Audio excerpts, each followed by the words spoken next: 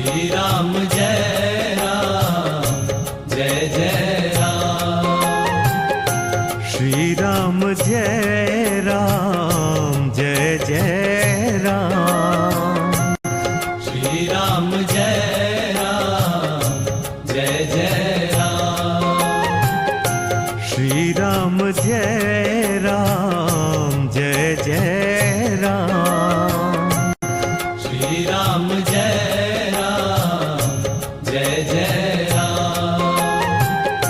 श्री राम जय राम जय जय।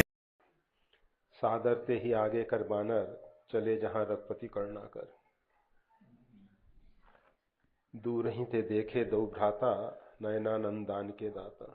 बहुरी राम छविधाम बिलोकी, रहो ठठक एकटक पद रोकी। भुज प्रणम कंजारुन लोचन, श्यामल गात प्रणत भय मोचन। सिंध कंध आयुत उर्सोहा, आनन अमित मदन मनमोहा।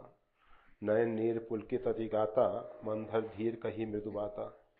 नाथ दसानन कर में भ्राता, निश्चर वंश जन्म श्रुताता। सहज पाप प्रिय तामस देहा, जथावलूकी तम पर नेहा। शवन सुजस सुनाय हूँ, प्रभु भंजन भव भीर।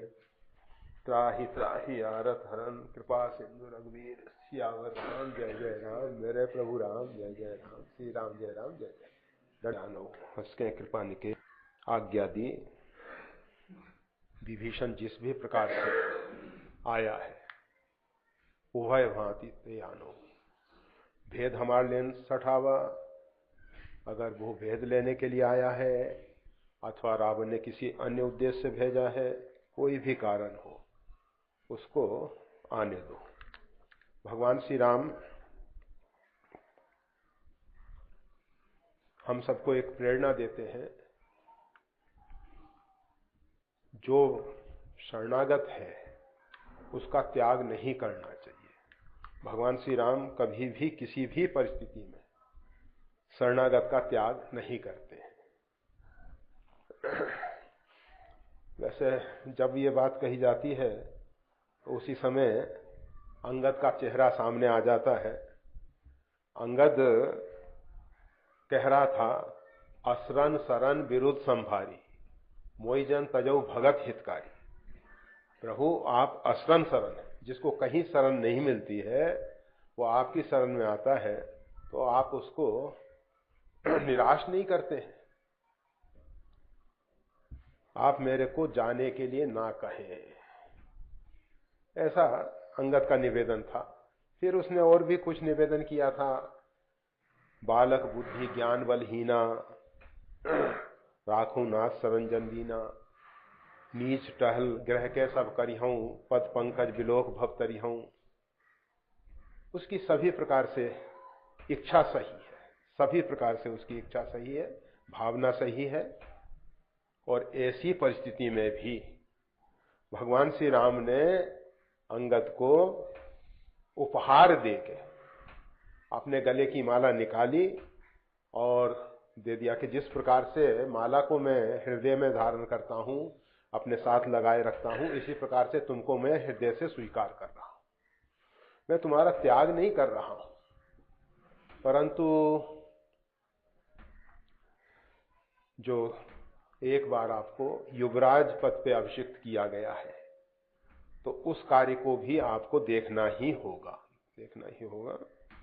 और भगवान बताना चाहते हैं कि हम परमात्मा के सानिध्य में रहें तो परमात्मा की सेवा करें, जब परमात्मा से दूर जाएं तो फिर ऐसी स्थिति में परमात्मा को सचराचर में देखते हुए, जितना भी जड़ चेतन जगत है उस सब में परमात्मा को देखते हुए परमात्मा की सेवा में समर्पित होना चाहिए।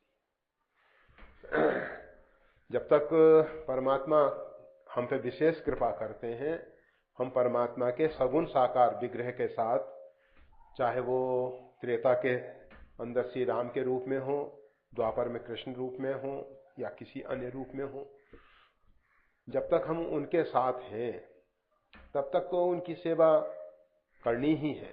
और उसके बाद जहां भी जिस भी परिस्थिति में परमात्मा हमको रखे, उस परिस्थिति में परमात्मा का स्मरण करते रहें और सचराचर रूप परमात्मा को देखते हुए उसकी सेवा में अपने आप को समर्पित कर दें।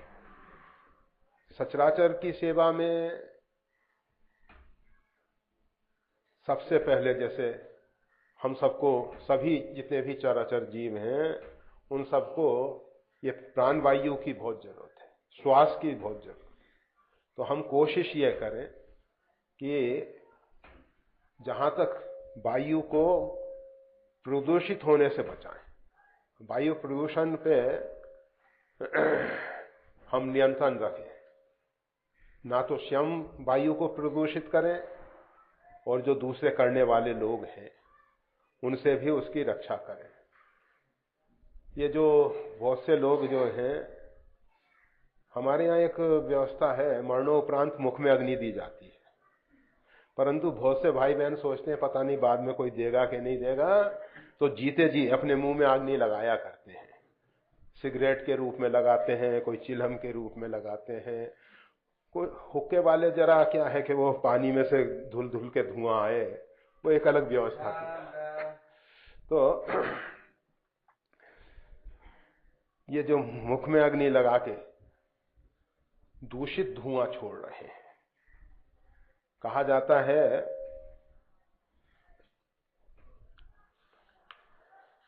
औरंगजेब ने अपनी माता से पूछा कि मां, सुना है कि आपका ब्राह्मण कुल में, उत्तम कुल में जन्म हुआ था, और भारतीय संस्कृति में एक व्यवस्था है कि ब्राह्मण जो है तपबल के द्वारा हमेशा बलवान रहते हैं। ऐसी स्थिति में मेरे पिता ने आपको किस प्रकार से पति रूप में स्वीकार कर लिया, हठ पूर्वक आपको किस प्रकार से पत्नी बना ली। माता ने बताया कि वो मेरा अपहरण करके बुलवा लिए थे, उसके बाद जब भी वो मेरे सामने आते थे तो मेरे तेज के सामने टिक नहीं पाते थे, खड़े नहीं हो पाते। उन्होंने अपने मुल्ला मौलवियों से पूछा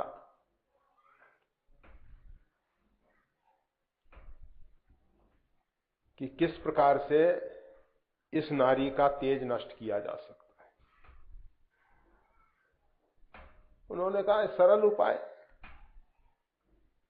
ये जो उच्चिष्ट धुआं है, मुंह का झूठा धुआं जो है, इसके मुख पे पड़ेगा, इसका तेज नष्ट हो जाएगा। ये प्रयोग किया गया। एक गायत्री मंत्र जप करने से, गायत्री मंत्र की एक माला करने से जितना वातावरण में पवित्रता आती है, वायुमंडल में शुद्ध स्पंदन फैलते हैं, वही एक धूम्रपान करने वाला, सिगरेट पीने वाला व्यक्ति उन स्पंदनों को बर्बाद कर देता है। तो ये वायु प्रदूषण तो होता ही है, इसके साथ साथ एक बहुत बड़ा प्रदूषण फैलाते हैं ये सब धूम्रपान करने वाले लोग। वैसे तो तंबाकू किसी भी प्रकार से ग्राह्य नहीं है, औषधियों के लिए वैसे प्रकृति ने जितनी भी वनस्पतियां बनाई हैं उन सबका कोई ना कोई उपयोग तो है, परंतु हर एक चीज खाने की तो नहीं बनाई है कि हम उसको सीधे सीधे खाने लग जाएं या मुख में रखने लग जाएं। पशु पक्षी भी बहुत विचार करते हैं। आपने देखा होगा तंबाकू के खेत में पशु चरने नहीं जाएगा कभी, उनमें विचार है। परमात्मा ने, प्रकृति ने उनको एक ऐसा सेंसर दे रखा है मुख में कि कोई भी ऐसी चीज होती है, घास को भी वो छोड़ देते हैं।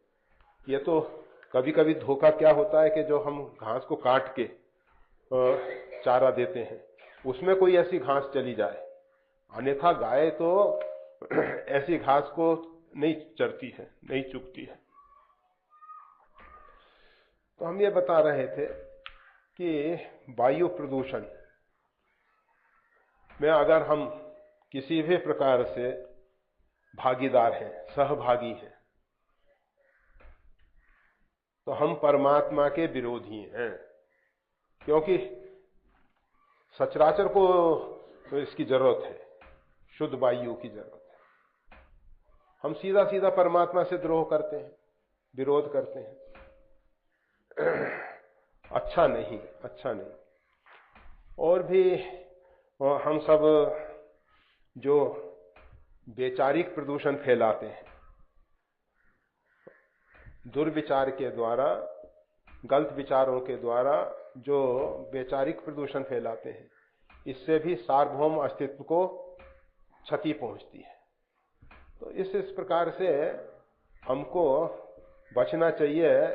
अगर हमको सचराचर रूप परमात्मा की सेवा करनी है, सेवा तो ना भी हो तो भी चलेगा, परंतु कम से कम इतना तो ना करें कि उसको क्षति तो ना पहुंचाएं।